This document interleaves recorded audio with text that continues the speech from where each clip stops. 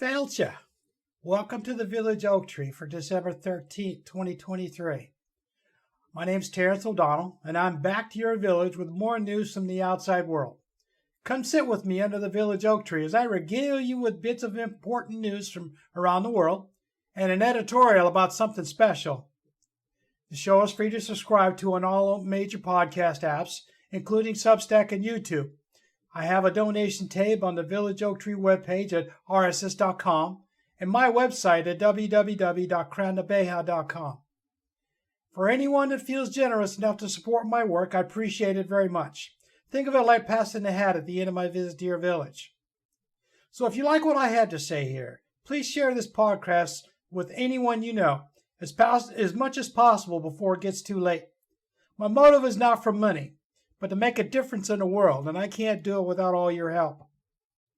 So for each article I present to you, there's going to be links to read the stories in their entirety in the follow-up newsletters posted on medium.com, substack.com, and in the blog section of my website, which my website's free to everyone. So when I go on my break, I've created a short advertisement for my website, and it gives you details of what's inside. It's the only commercial break here, so don't worry about anything else. Coming up in the second half, more on Gaza, with a focus on the U.S. and their wavering support for Israel. What world opinion is regarding the efforts for a ceasefire, or lack thereof, and more.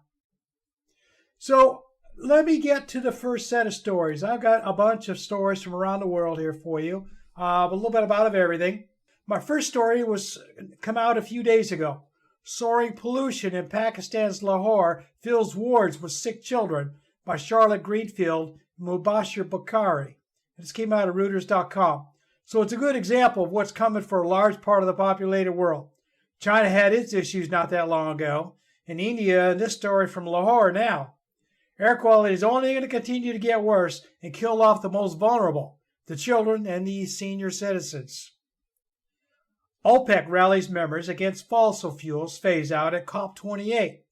Climate campaigners welcome draft agreement that includes options for the phase out of fossil fuels, but fear the text could be watered down. And I got this one from Al Jazeera. So it's no surprise that Saudi Arabia is leading the pack to stop the phase out of fossil fuels. None of them want their countries to go back to the free oil days of desert dwellers. They like their comfortable palaces and their authoritarian rule. And part of what's going on, and there's been multiple stories coming out of the COP28 conference over there, that countries couldn't agree on doing the phase out. I guess they finally came up with something, but then they're still balking at it. Everybody's got an opinion about it. And so now, with everybody arguing about it, are we actually going to be able to phase out fossil fuels? Yeah, I seriously doubt it. This leads into my next story. Making oil more profitable than saving the planet. These numbers tell the story. This came out of NPR in their morning edition by Camila Demonask. With the world using 102 barrels of oil a day and the rate going up, the debate is on about consensus for marketing. The profit margin is 20 to 50% for the sale of the barrel of oil compared to renewables, which only bring in at about 2.5%. Do the math. Which way do you think the fossil fuel corporations, especially those in the Middle East, are going to lean? As one lunatic said at a campaign rally recently, drill, baby, drill. Make that money. Nothing else matters. And that's one of the reasons why they had so much trouble at the COP28, because all the drillers want to keep making money, and they're going to figure out a way to do it and still keep selling their oil. So now we're going to come back over to north to the Americas. U.S. throws weight behind Guyana in territorial dispute with Venezuela. Top U.S. diplomat Blinken reaffirms support for Guyana's sovereignty as Venezuela threatens to annex its Essequibo region. And this came out of Al Jazeera. So here we go again. Another country wants what another country has, is willing to commit violence to get it. Venezuela wants all the resources from this area in the western part of Guyana and is trying to bully them to get it, saying that it has always belonged to them since they lost control back in 1899. That's a long time to hold a grudge. Meanwhile, the U.S. is standing behind Guyana, but to what extent? Will there be another war for the U.S. to try and deal with? especially right on their back door. So now this goes into the next article here. U.S. to conduct Guyana flights as tensions mount over Venezuela dispute. U.S. announces flight drills, stresses unwavering support for Guyana sovereignty amid growing border tensions. Another one out of Al Jazeera. So flyovers now. Venezuela President Maduro has never been afraid of or a fan of the U.S. and now has pushed this vote to get local support for the takeover of this Essequibo region that Guyana has been taking care of for over 100 years. As I mentioned in a previous article, it's obvious it's over money, and Maduro wants it. The oil money, that is, plus whatever else he could exploit there. Is he willing to spend Venezuelan blood to get it? Well, that remains to be seen. It's been a little quiet for the last couple of days once the U.S. announced some of this. But the deal is that ExxonMobil has got a drilling station down there, exploratory one at this point. But the United States is going to do all they can to defend that. They're in a tussle over the oil.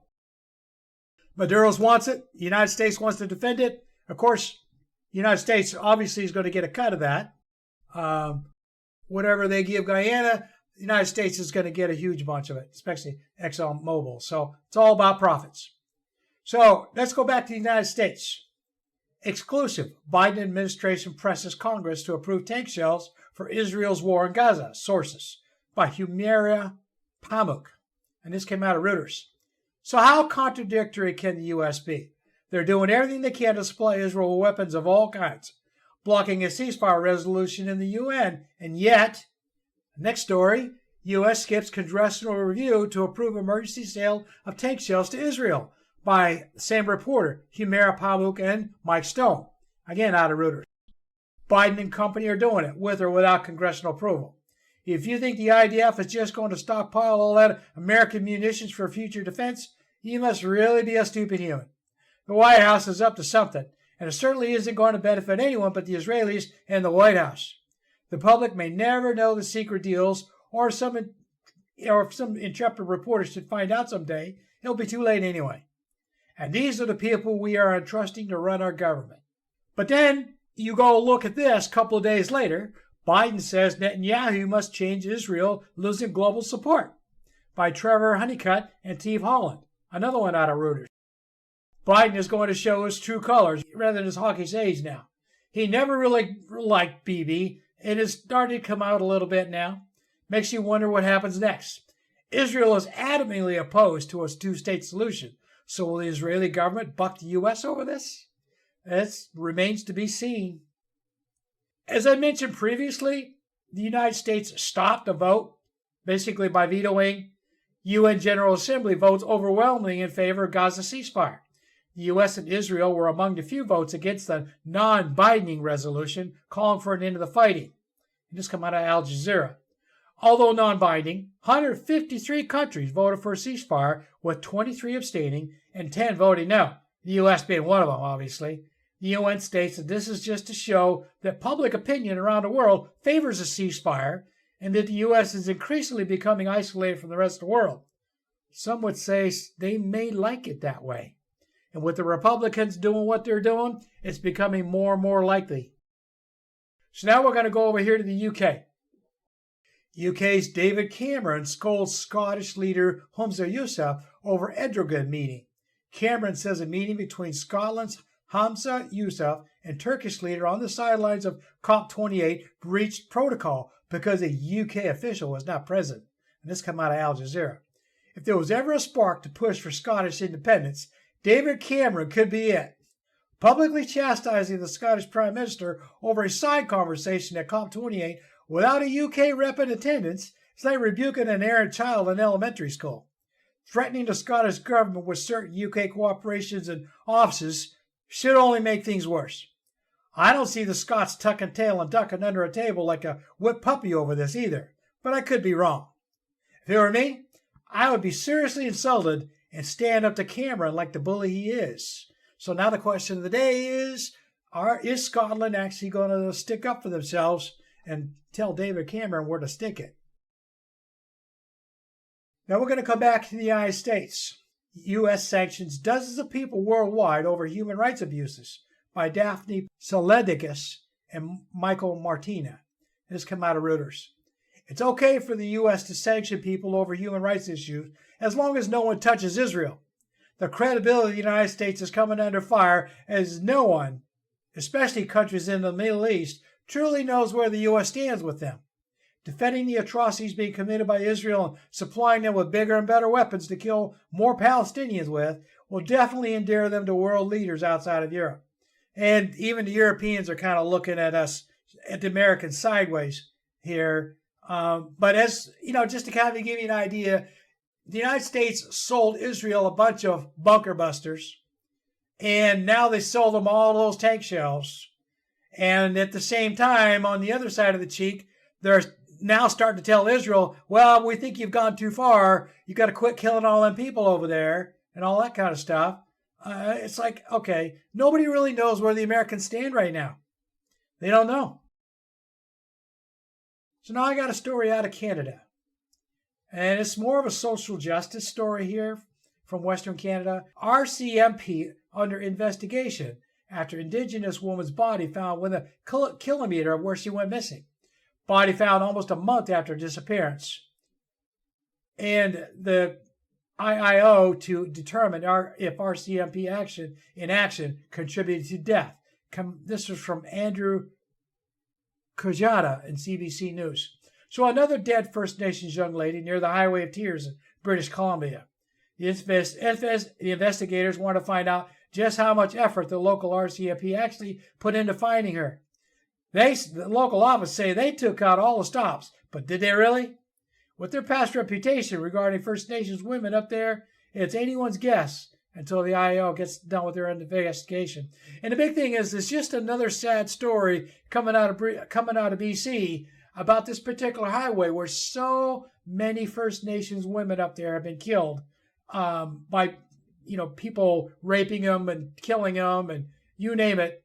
And they're all up in arms about it. And yet the RCMP seems to be like, yeah, okay, we'll get to them if you like it. All right, now I got some environmental stuff here for you, an article. Massive solar farm puts Summerside farther down the road to energy self-sufficiency.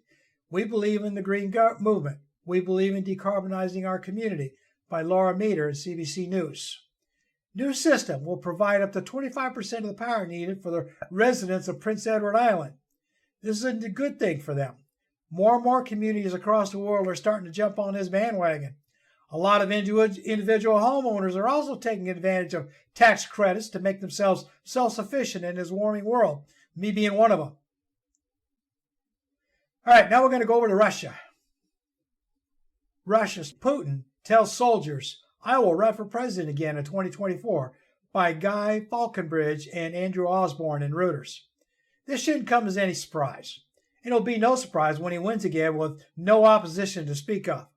This is what a certain MAGA wannabe president hopes to aspire to in 2024. Russia tries to unfreeze gold reserves for climate funds at COP28. Another story from Reuters.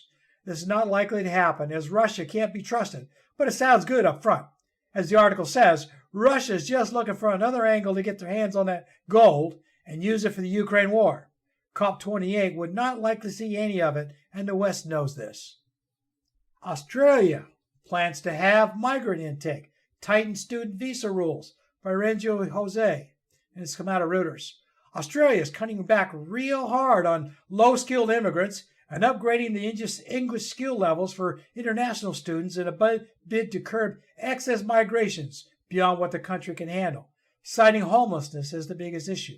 This is just a start. Other countries will be following suit, especially Canada, Great Britain, and the U.S. Then likely the EU, which they have already started.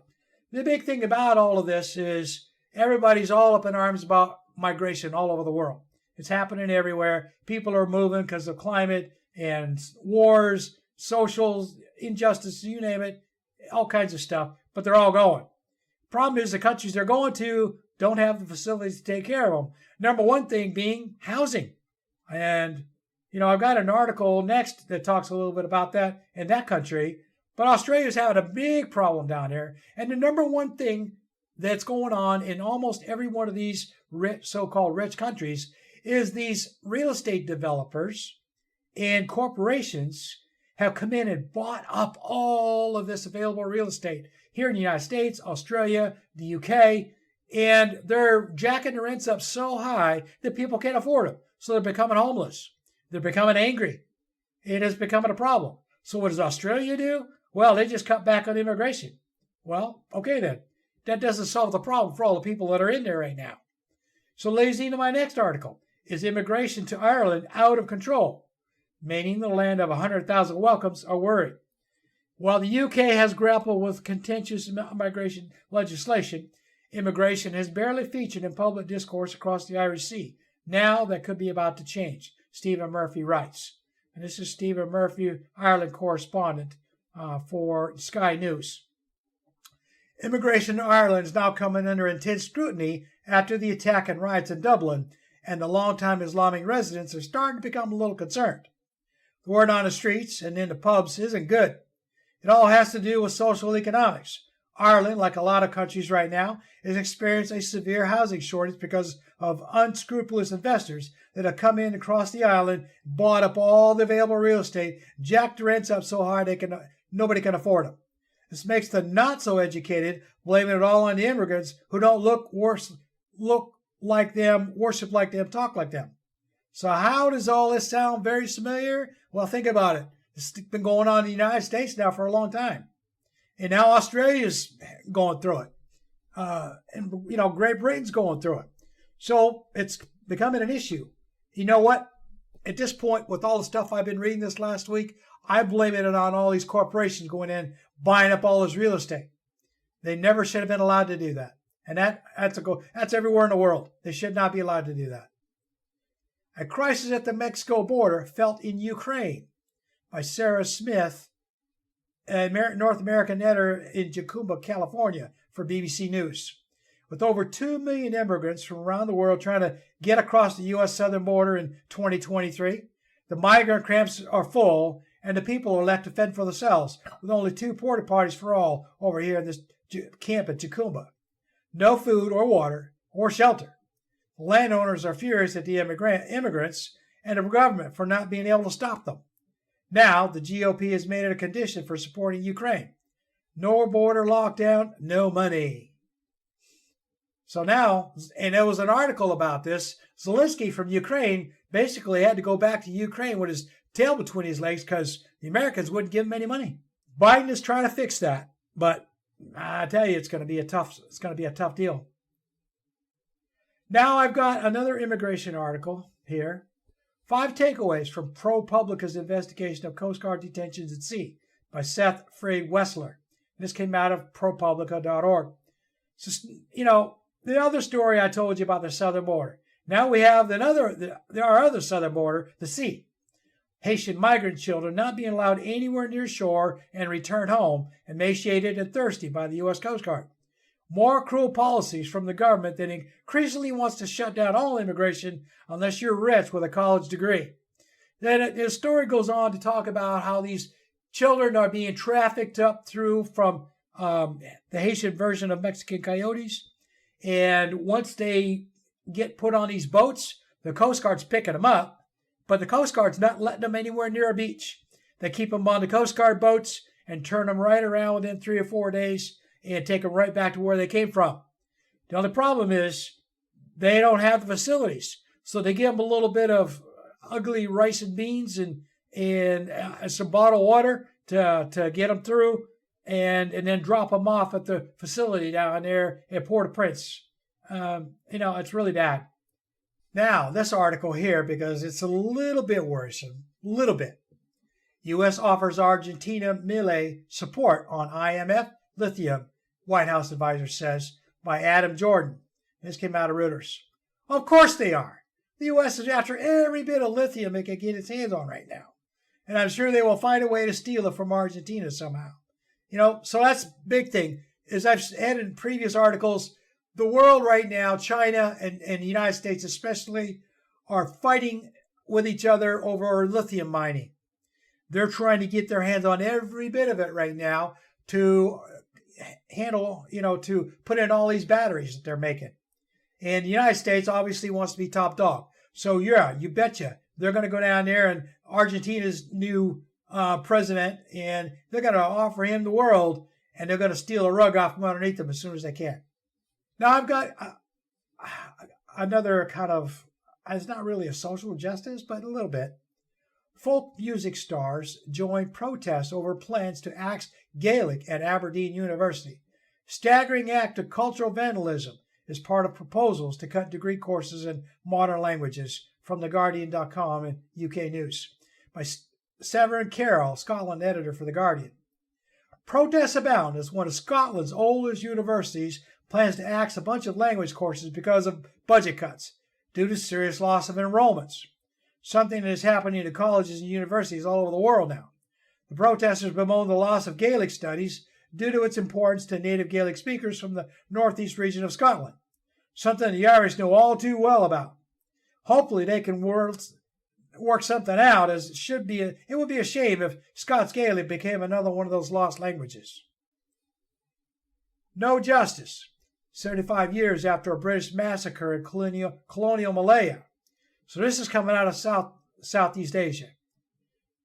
British soldiers killed 24 innocent people in opening months of the Malayan emergency in 1948. Relatives of the victims still seek justice.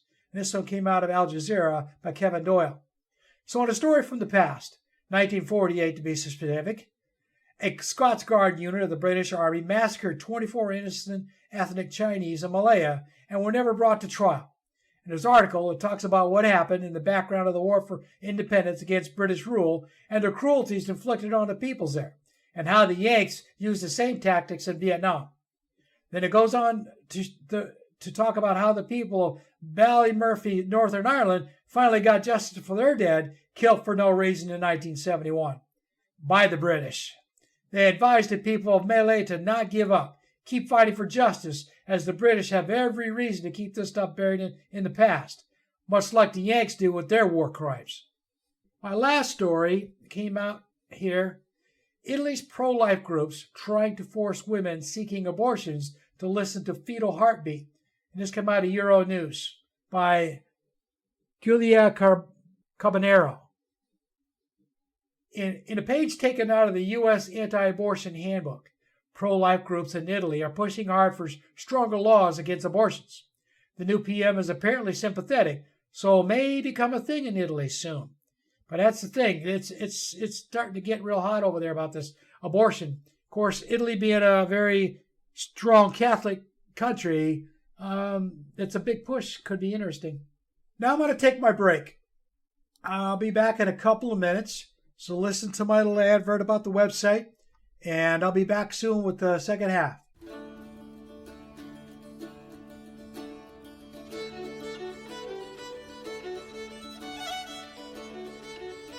I want to take this break to bring attention to my website, crownnabeha.com. Just type in www.crann-beatha.com in your browser and search for it. You may also use the link in the newsletters on medium.com, substack.com, or the podcast transcripts on rss.com to find it for the first time. The name is Gaelic, and it may be a little hard to find unless you know what you're looking for. Then bookmark it if you wish to return. I also have the RSS feeder enabled, so if you like my blog posts, you can get a notice whenever I post something new. Search for crownnabeha.com in your RSS feeder. Users finding the website for the first time will reach the welcome page to learn a little bit about what's inside. There you will see the homepage link where you can learn a little more about what Crann na Beitha means for a little bit of Irish culture and a little more about me in general. On the menu bar at the top, there are links to a blog section where I post podcast newsletters, blog articles, stories, and poems, a drop-down menu with links to both podcasts, a donations page, an ad page for my published books, and a contact page in case someone cares to leave a message. Everything I write is available in the blog section of my website for free. If you like what you see and are feeling generous, feel free to leave a donation and or a message in the comment page anytime. I'll respond fairly quickly within reason. Enjoy the music, and I'll be back with the second half shortly.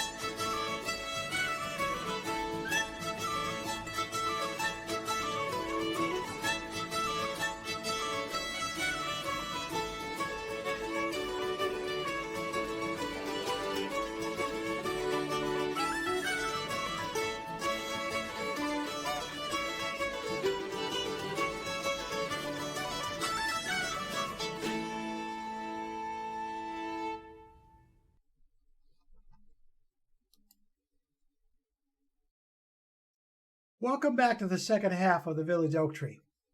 I'm bringing us back to Palestine again this week. Not so much to talk about all the atrocities still being committed by Israel, but the broader scope of the West and most prominently the United States. As everyone around the world knows by now, if you have access to a news feed of any kind, the U.S. vetoed a ceasefire resolution in the UN a few days ago with repercussions heard around the world. Now, this was done at the UN Security Council level, so this is a binding vote. Condemnations from Muslim countries and a few other things have given the United States a loss in credibility. As I mentioned in the first half, the UN held another vote, only a non-binding one, and 153 countries said, yeah, we want a ceasefire. But the only one that counts is this one in the Security Council. I watched a video talk given by Chris Hedges at a lecture hall in Troy, New York last weekend, where he condemns the U.S. as well. No one in Washington, D.C. is talking about it much, so there has to have been some kind of backdoor deal or serious leverage between the U.S. and Israel, so huge that Biden is willing to risk serious credibility and possibly the next election if something good for the United States doesn't come out of this. On Monday, Palestinians around the world called on general strikes everywhere to protest the indiscriminate slaughter of innocent civilians. It will help put the world on notice that normal people around the world want this all to stop, except in the United States, where you can be arrested or punished for just supporting Palestine in any way there. So it remains to be seen whether any of that will move world leaders in the West, but maybe a little bit. And it does seem to be having some effect, as attributed to the vote I just talked about. Meanwhile, as Chris Hedges told the audience in Troy, it's obvious what Israel's doing with the backing of the U.S., clearing out any and all Palestinians from Gaza and the West Bank. The original idea of forcing them into the Sinai Desert of Egypt or into Jordan failed, as those two countries refused on the threat of violence. Those governments have even moved some troops to their borders to prevent any refugees from coming over. The Palestinians have nowhere to go now and are continually being herded into smaller and smaller spots in South Gaza in what is now being declared a massive humanitarian disaster. Not to mention that Israel is bombing those places too. Disease is ramping up, and the Israelis are not allowing any relief to get in, or not enough anyway to help much. So on the battlefield, new propaganda videos are being circulated, supposedly depicting captured Hamas fighters. But it didn't take long to out them as fakes by the news media. Israel will continue to spin a narrative in their favor, again, with the help of the U.S. media. The other question raised during the lecture in Troy was why the U.S. media is not reporting the truth. Why are nearly all of the factual stories coming out of Gaza and the West Bank coming from Al Jazeera and other Middle Eastern media? Is the U.S. government telling American news media what they can and can't report again like they did back in 2003? Truthful journalists are being fired or not allowed to submit any stories to the U.S. media that supports the Palestinians. So here's a couple of articles that puts this all in perspective. This one came out of Al Jazeera. Analysis. As Israel escalates Gaza war, its kill rate claims don't add up. The claims aimed at fending off criticism over civilian casualties paint a picture of war that makes no sense. This is from Zoran Kozavek. I watched Chris Hedges give a talk to a crowd in New York, as I mentioned, and he talked about how much the Israeli government is trying to cover up what is actually happening in Gaza. This analysis report pretty much asks the same question. What is the idea of hiding? Well, we kind of know, but I'm going to get into a little more of that here in a little bit farther down here. The next article, The Hunt for Hamas. Narrative is obscuring Israel's real plans for Gaza.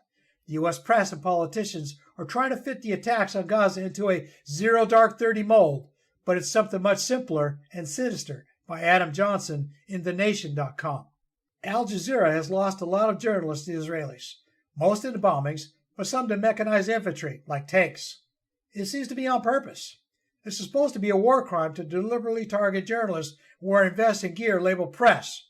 Apparently war crimes don't count if the journalists look like Palestinians. And that is the other part of the equation, accountability. It is becoming more and more obvious that the U.S. and Israel will never be held accountable for war crimes. The U.S. and Israel do not recognize the International Criminal Court, the ICC, so they don't think they have to adhere to any of their rulings. The U.S. has been guilty of war crimes going back decades and never really been held responsible. Miley was one of the first made international headlines back in 1968, but the U.S. punished the perpetrators to satisfy detractors and moved on. They didn't really tell anybody how it happened. All they did was punish the lieutenant and the soldiers. Not the real reason why. And then Nixon's carpet bombing of Hanoi was a war crime, and that was just brushed aside. The U.S. has committed lots of other war crimes since the Vietnam War and buried the facts. Stuff got out, like the Abu Ghraib fiasco, and they buried a lot of that too. How many know about the 40,000 Iraqis killed in Mosul during the Iraq War? Yeah, that never got out very far. What about the civilian casualties in Afghanistan? The U.S. and British Special Operations soldiers committed lots of criminal activities, but those crimes are buried in the Pentagon somewhere. The British government is trying to bury their lawsuit by the Afghans for some of their SAS operators assassinating civilians for being in the wrong place at the right time.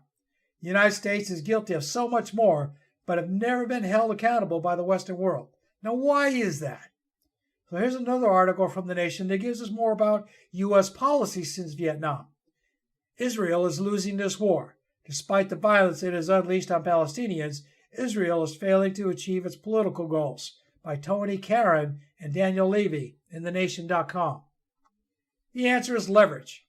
Ever since the 1950s, when the U.S. corporate arms manufacturers figured out they could make a killing selling leftover World War II military surplus internationally, with the government taking their cut, they have built up such a huge clientele that no one has dared upset the weapons apple cart until recently. A large portion of the annual billions the U.S.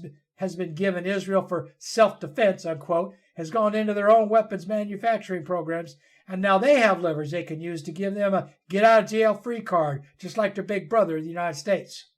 All they have to do is threaten them with a whole weapons sales to anyone who dares stand up to them, and they have usually capitulated. Propaganda problem solved. Israel went overboard to cover up their technology failures on October 7th and expected the world to go along with it. But they haven't, except the U.S., and even they are backing up a little bit, but just a little. As I read to you in the first half, Biden has bypassed congressional approval to make thousands of tank rounds to Israel quickly. And Congress has been awfully quiet about that, when they are usually very publicly in arms over everything Biden does without their approval. Of course, Republicans have been vocal supporters of Israel from the beginning, so this may be why this is getting a pass, citing religious affiliation with the Jews and all of that. As I mentioned in a previous broadcast, the Zionists will milk that for all it's worth for now and throw the Republican Christian in the ditch when they're finished with them. The general feeling around the world is that Israel is going too far, but governments are afraid to buck the golden goose, so are muttering platitudes without being too loud about it. Ireland being the exception, but the EU is ignoring that pesky Irish fly for now. This is how the Palestinians are seeing the world through their eyes, based on who says and does what. This is the next article I got from Al Jazeera. Alarming. Palestinians accuse ICC prosecutor of bias after Israel visit. While the ICC offers an alternative to Israeli courts, no arrest warrants have been issued against Israeli officials and commanders. This by Matt Nashed and Zina Al-Tahran. As a lot of writers talked about in November, what is the real mission objective here? Ethnic cleansing of Gaza and the West Bank are the obvious goals. But is this a smokescreen for something more nefarious by Israel? Is Israel trying to control all the mineral and fossil fuel assets under Gaza and off the coast? Or is that another diversion to deceive the world into giving them what they really want? The West Bank settlers have probably told us, but few are listening. There is some consensus that Israel wants all of their ancestral lands back as given to Abraham by their God, from the river to the sea. Everyone seems to be dismissing this right now, but what if that's the actual end goal? That would make Israel one of the most powerful countries in the Middle East. There have been a couple of opinion pieces written by independent journalists and others who have asked this question, but no one seems to want to jump on that right now. What if the U.S. is secretly backing this objective? They would stand to gain hugely from this, as long as they can keep throwing money at Israel, something the U.S. desperately needs right now to keep their standing in the world. They have lost a lot of credibility of late in their disastrous wars in Afghanistan and Iraq, and their recent support of Israel's obvious war crimes. Saudis will keep being the West's best friends as long as there's money to be made. Syria is leaning hard towards supporting the Palestinians now. Hezbollah has been supporting the Palestinians because they will do anything to rid the region of the Jews. Iran is supporting the Palestinians from a distance by making a lot of noise, but little else. Unless you count the missiles and drone strikes on the U.S. forward bases in Syria and Iraq by local militias supposedly backed by Iran, something they deny. It wouldn't be the first time the U.S. lied to the world about who's attacking them. Anything to point the finger where they want it to go instead of the truth. The new stinging fly is the Houthis in Yemen throwing their little weight around the Gulf by declaring they will target 80 Israeli-bound cargo ships with missiles and hijackings. What are the U.S. and NATO navies going to do about them? For now, keep shooting down missiles and drones, but the odds of one or two getting through are pretty good. As a matter of fact, there was a ship in the news either I think yesterday or today that did get hit with a missile.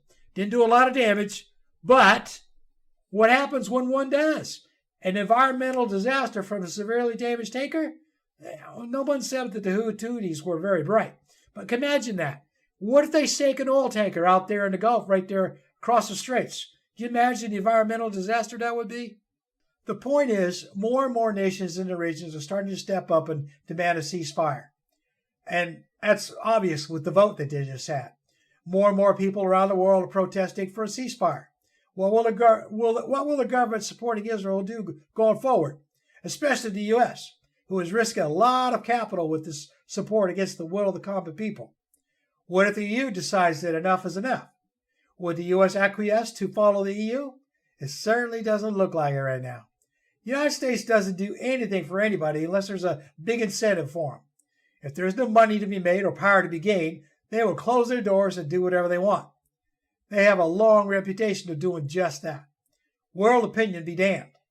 George W. Bush showed the world just what he thought about their opinion when he lied about the reason for invading Iraq. Then there were the lies about needing to spend 20 years in Afghanistan and so many others. So why do we wonder why the Israelis feel like they need to tell lies to the rest of the world to justify what they're doing? They're following an example of their big brother, the United States. Now the question for the rest of us is, how far are we willing to let this go on? Or are we too concerned with our own daily life affairs to care about the Palestinians enough to get involved? With the U.S. Congress getting in a snit about cutting off funding for Ukraine now over their southern border policies, we can see where their priorities are, and it isn't Palestine, Hamas, or any other war-torn part of the world. The U.S. is starting to turn their back on everybody who doesn't want to make them any money. How much money has the U.S. given to Sudan or Ethiopia to make it the front page news? Can anyone answer that? The U.S. donates to the NGOs who run the World Food Programs and health organizations or other UN-run health programs, but I've yet to see any news about any real support for one of the factions over there or the other, likely because these countries have nothing to offer the U.S. The U.S. is standing by to help Guyana hold out the Venezuelans in their latest saber-rattling, but only because ExxonMobil has fossil fuel recovery equipment there and probably in agreement for a big cut of the oil recovered from Guyana. If it weren't for the oil, there probably would be little mention from Washington. The bottom line here is that the United States and its proxy rulers, the corporations, never do anything for anyone unless there's a profit to be made somehow. They are known speculators, but always with some kind of leverage in their favor. So one has to ask, what leverage does Israel have over the U.S. government that makes the United States cave and help them with their ethnic cleansing? So that's all I've got for you today. Thank you for listening. And I hope I've given all of you something to think about as you finish out your work week. Baruch Mahagat. Thank you for listening to the show today. I hope you enjoyed it, that you'll return again for another episode of the Village Oak Tree. Feel free to share this with your friends and relations. The more you share, the more we can convince enough people to make the world a better place to live in. I hope I've achieved my goal in helping you feel like we've been sitting under the village oak tree today. As a Shanacheh, I want to continue to travel to your digital village every week to bring you something that might bring you a smile or make you think a little bit after we part for the day. As I say goodbye this week, I wish to leave you with this Irish blessing as you go about your day. May you live as long as you want and never want as long as you live. Slán go fóill. which means goodbye for now in Irish.